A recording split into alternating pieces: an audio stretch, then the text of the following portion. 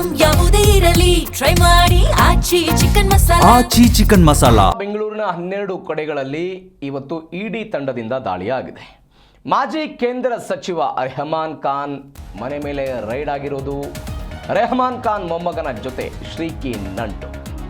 ಬೆಂಗಳೂರಿನ 12 ಕಡೆಗಳಲ್ಲಿ ಇಡಿ ತಂಡದಿಂದ ಇವತ್ತು ದಾಳಿಯಾಗಿದೆ. ಮಾಜಿ ಕೇಂದ್ರ ಸಚಿವ ರೆಹಮಾನ್ ಖಾನ್ ಮನೆ ಮೇಲೆ ರೈಡ್ ಆಗಿರೋದು. ರೆಹಮಾನ್ ಖಾನ್ ಮೊಮ್ಮಗನ ಜೊತೆ ಶ್ರೀಕಿ ನಂಟು. ರೆಹಮಾನ್ ಮೊಮ್ಮಗ ಮೊಹಮ್ಮದ್ ಹಕೀಬ್ ಮನೆ ಮೇಲೆ ದಾಳಿ ಮಾಡಿ ಶೋಧ ಕಾರ್ಯ ಮಾಡಿದ್ದಾರೆ ಅಧಿಕಾರಿಗಳು. ಜಯನಗರದ NMKRV ಕಾಲೇಜು ಬಳಿಯ ನಿವಾಸ ಇದು. 3 ಅಧಿಕಾರಿಗಳಿಂದ ಇದೀಗ ಹಕೀಬ್ ಮನೆ ತಲಾಶ್ ಮಾಡಲಾಗಿರೋದು. ಒಟ್ಟು 12 ಕಡೆಗಳಲ್ಲಿ ದಾಳಿಯಾಗಿದೆ.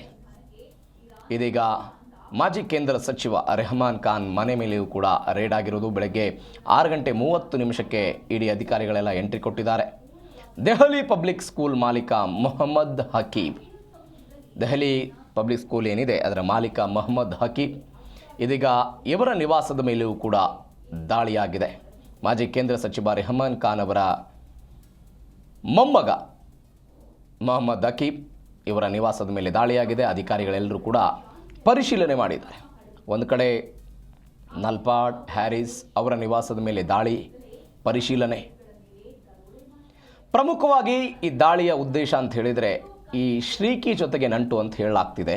ಅಂದರೆ ಇವರೆಲ್ಲರೂ ಕೂಡ ನಂಟನ್ನು ಹೊಂದಿದ್ರು ಅಂತ.